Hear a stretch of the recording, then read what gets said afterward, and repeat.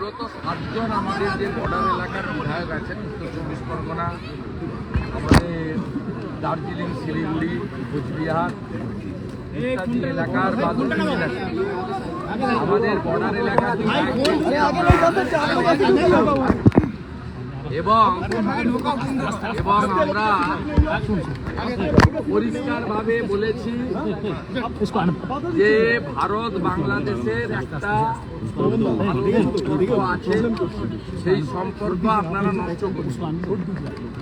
71-এর মুক্তিযুদ্ধ যার বিজয় দিবস আসছে 16ই ডিসেম্বর, সেই বিজয় দিবসের প্রাককালে ভারতীয়দের যোগদান অবদান, ভারত সরকার, ভারতবাসী, ভারতীয় আর্মি, বিএসএফ এর অবদান, এটা আপনারা কেউ চেষ্টা করলেও মুছে ফেলতে পারবেন না। আমরা বলেছি কয়েক কোটি এবং যারা আছেন তারা ধর্মীয় উৎপীড়ন এবং দেশভাগের কারণে আসতে বাধ্য হয়েছেন। আমাদের সঙ্গে মতুয়া মহাসংঘের সংঘাধিপতি সুব্রত ঠাকুরও ছিলেন।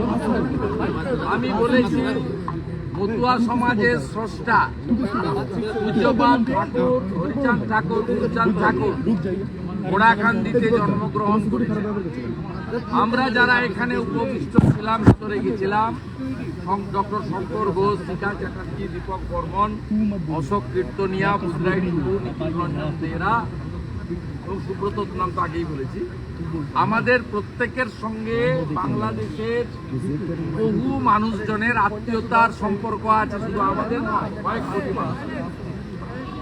আমরা এর আগে মুজিব সাহেবের সরকার দেখেছি, বিএনপি আওয়ামী লীগের সরকার দেখেছি আমরা হুসেন মোহাম্মদ এরশাদের সরকার, আর্মি রুল। কিন্তু এই ধরনের ভারত বিদ্বেষী কথাবার্তা, ভারত বিদ্বেষী আচরণ, এই রকমের হিন্দু নিধন, হিন্দুদের আস্থার জায়গা মন্দিরকে টার্গেট করা, এইভাবে হিন্দু সনাতনী প্রচারক প্রভুদেরকে মিথ্যা মামলায় জেলে পোরা, এই জিনিস আমরা বিগত দিনে দেখিনি। আমরা পরিষ্কারভাবে বলেছি এনআপি জেনাপ বন্ধ করুন এই নিধন, এবং আমরা বলেছি যদি না করেন এবং চিন্ময় কৃষ্ণ প্রভুকে মুক্তি না দেন তার বিরুদ্ধে কোনো অভিযোগ নেই, অভিযোগ প্রমাণিত হয়নি।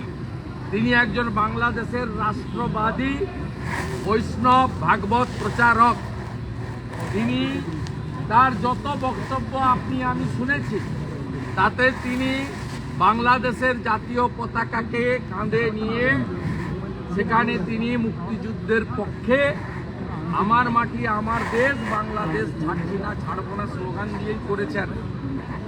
তাই তাকে যে অপবাদে করা হয়েছে এটা সম্পূর্ণভাবে তালিবান, আইএস এবং মৌলবাদী শক্তির পদধ্বনি শোনা যাচ্ছে। বাংলাদেশের তত্ত্বাবধায়ক সরকারের এক প্রশাসক, তিনি ক্যাবিনেট মন্ত্রীর পদমর্যাদার সমান, তিনি আজকে সরাসরি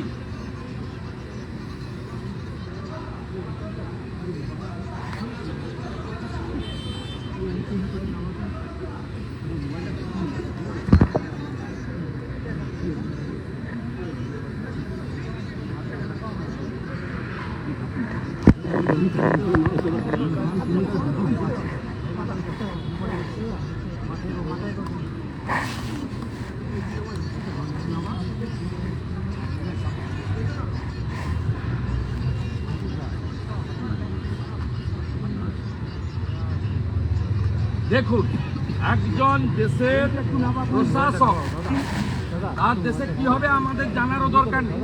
তিনি একজন জাতীয় মন্ত্রীর পদমর্যাদা সম্পন্ন। তিনি, আমরা শুনিয়েছি, আপনাদেরও শোনালাম, তিনি সরাসরি ভারতকে আক্রমণ করছেন। এই প্রশাসককে বলতে চাই, নুন আপনার আছে, আয়োডিনটা ভারতে। আমি শুধু একটা উদাহরণ দিলাম। আমি এখান থেকে দাবি করছি ভিসা 100% স্টপ করুন। আমরা প্রয়োজন হলে একদিন অপেক্ষা করে ভিসা দপ্তরে যাব, এখানে ভিসা সেন্টারে স্টপ ভিসা দেওয়া বন্ধ করুন completely. Export import permit issue করা বন্ধ করুন। বাকিটা আমরা বর্ডারে করব সোমবার থেকে। বলে দিলাম, চিন্ময় কৃষ্ণ প্রভুকে নিঃশর্ত মুক্তি, হিন্দুদের উপর আক্রমণ, মন্দির ভাঙা বন্ধ করুন। আর এই ধরনের এই নাবালকদের যাদের আপনারা ওখানে তত্ত্বাবধায়ক সরকারে বসিয়েছেন, এই নাবালক যারা মন্ত্রীর পদমর্যাদায়, তাদের এই ধরনের ভারত বিরোধী কথা বলা বন্ধ করুন। আর চিকিৎসা নেওয়ার জন্য করাচি আর লাহোরে যান, এখানে আসবেন না, পরিষ্কার বলে দিতে চাই। রাজ্য সরকার আশ্চর্যজনকভাবে চুপ। রাজ্য সরকার আশ্চর্যজনকভাবে চুপ।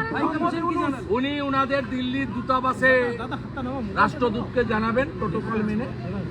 আমরা কালকে মেল পাঠিয়েছিলাম, সেই মেল উনারা এক্সটার্নাল অ্যাফেয়ার্স মিনিস্ট্রি ঢাকা বাংলাদেশের অনুমোদন নিয়ে আমাদের অ্যালাউ করেছেন 1+7।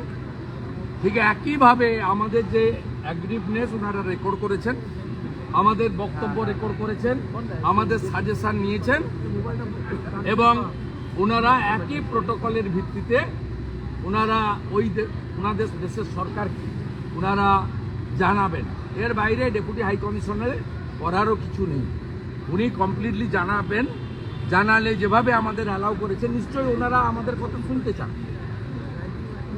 ডক্টর মোহাম্মদ ইউনুস, তার আত্মীয়তা এখানে আমাদের বর্ধমানে আছে, নিশ্চিতভাবে তার অনুমোদন ছিল। তারা এপারের বাঙালি হিন্দুরা, সনাতনীরা কি বলতে চায় সেটা শুনতে চেয়েছেন, আমরা শুনিয়েছি। আমরা আমাদের কাজ করব। বঙ্গীয় হিন্দু জাগরণ মঞ্চ কালকে বেলা 2টায় শিয়ালদা স্টেশনে জমায়েত করেছে। তারা আসবে বাংলাদেশ ডেপুটি হাই কমিশন অভিযানে। আমরা এটা রাজনৈতিক কর্মসূচি নয়, সবাই সনাতনীকে বলবো আপনাদের এই কর্মসূচিতে যোগদান করার জন্য। আমাদের পক্ষ থেকে সোমবার দিন সকাল 10টা থেকে পেট্রোপোলে গুডস ভেহিকেল অবরোধের কর্মসূচি নেওয়া হয়েছে। আমরা সেখানে অংশগ্রহণ, আমি নিজে অংশগ্রহণ করব, সেখানে সবাই অংশগ্রহণ করবেন। আমরা প্যাসেঞ্জার ভেহিকেল এবং অন্যান্য যে ভেহিকেল আছে তাদের কোনো অসুবিধা করব না। আমরা কেবলমাত্র গুডস ভেহিকেলে অবস্ট্রাকশন করব এবং আমরা ওদের অ্যাটিটিউড আগামী 48 ঘন্টায় দেখতে চাই। চিন্ময় প্রভুর মুক্তি, মন্দির সুরক্ষা এবং সনাতনীদের উপর মিথ্যা মামলা বন্ধ করে ওখানে আগের পরিস্থিতি ফিরিয়ে আনা হোক। প্রয়োজন হলে 16 তারিখে বিজয় দিবস, যেদিন পাকিস্তানের আর্মি কমান্ডার নিজামি আত্মসমর্পণ করেছিলেন ভারতীয় আর্মির কাছে, ওই দিন কলকাতাতে মহাসমাবেশ আমরা ডাকার উদ্যোগ গ্রহণ করছি।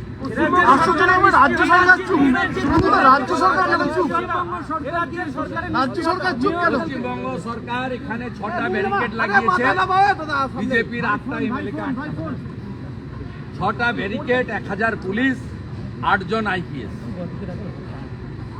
ডক্টর ইউনুস যাদের উপর ভর করে এসব করছেন তারা যা, আর মমতা ব্যানার্জি এখানে যাদেরকে লালিত পালিত করে রেখেছেন তারা একই।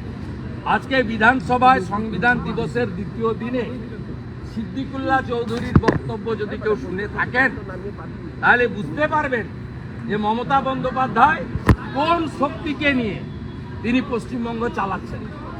এই শক্তি কখনো সনাতনীদের উপর আক্রমণ, হিন্দুদের উপর আক্রমণ, নমশূদ্র মতুয়া রাজবংশীদের, জনজাতিদের উপর আক্রমণ প্রোটেকশন দেবে না।